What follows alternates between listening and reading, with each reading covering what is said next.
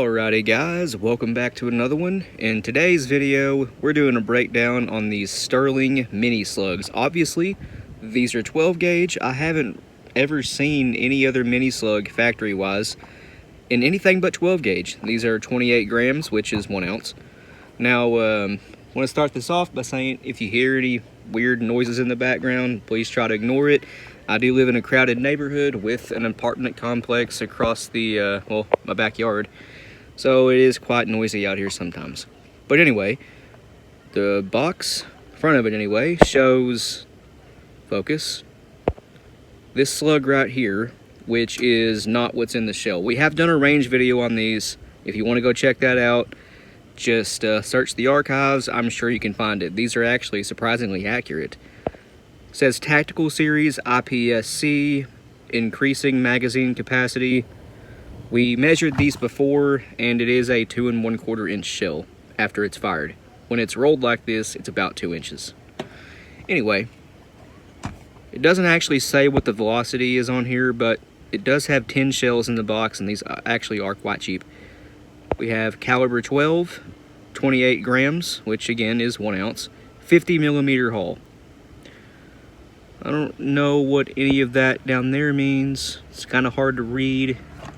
But the back of the box is the same as the front. Here's the other side of it. And the bottom of it is just, well, nothing. Just a barcode. 12 cal mini slug.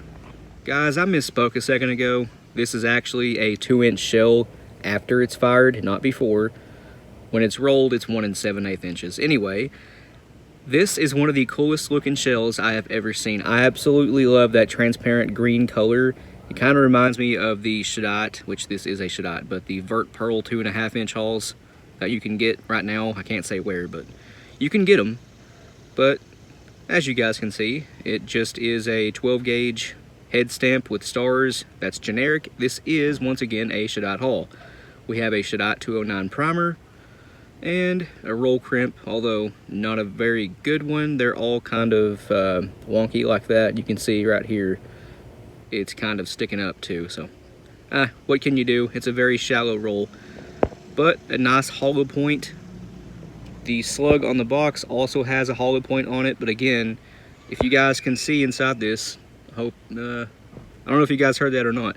I hope you can see inside this. We have a red plastic tail wad and a rifled slug. This is obviously not a rifled slug, and a much taller tail wad, and it's black.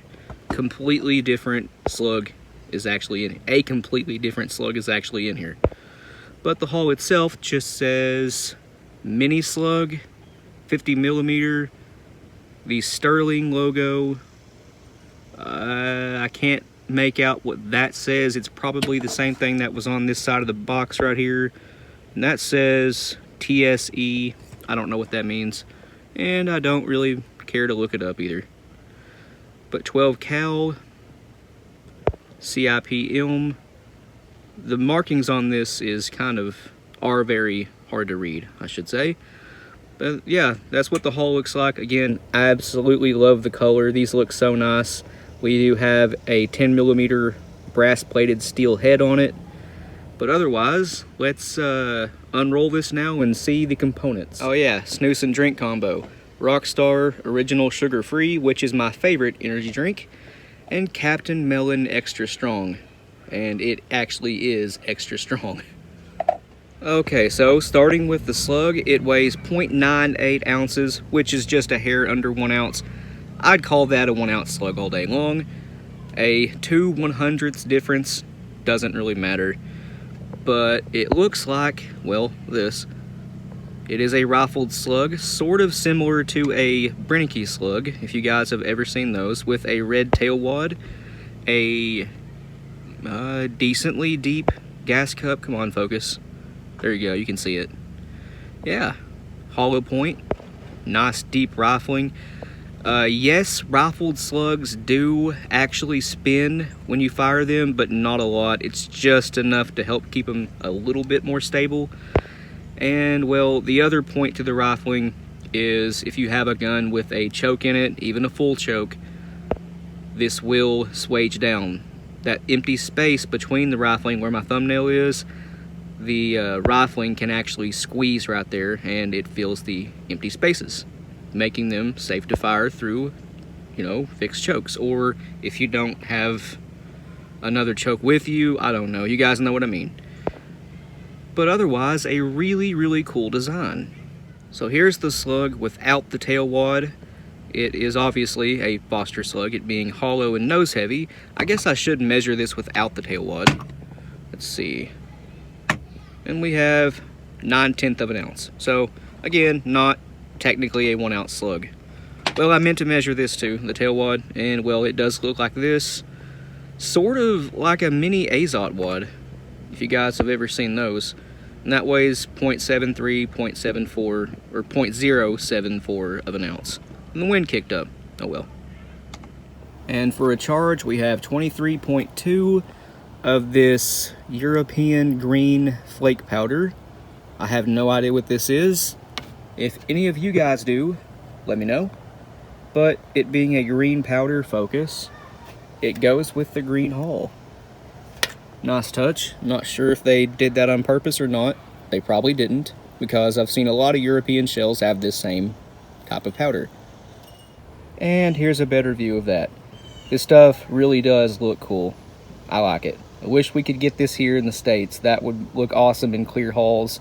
Anyway, moving on. Lastly, we do have the shell. Actually, let me get in better lighting real quick so you guys can actually see what this looks like. And well, there you go. Very, very cool translucent green hull. Again, it's a Shadot, obviously straight wall with a medium height plastic base wad. I don't know if this thing is focusing or not, but I hope it is. Nothing special at all, just a unique color and a 2-inch shell. Well, here it is put back together. The roll is kind of mangled. I do not have a roll crimp tool that has a deep neck. You need to be able to roll that back down like it was. That's okay though, it's still in there tight. As you can see, it looks, well, around the rifling it looks just like it did out of the box, but yeah, the top edge is kind of mangled. I hope this is in frame. But anyway guys, there is a breakdown on Sterling's 12 gauge mini slug. Again, we have done a range video on these, actually 2 I think. And yeah, these are actually decently accurate for what they are. I think both of us had about a 4-inch group out of both a rifled and a smoothbore. But if you guys have any ideas of what you want to see us do with these, let us know and we'll make another video on them, because both of us actually like them. But anyway, that's going to end this one here. Thanks for watching. We will see you in the next one.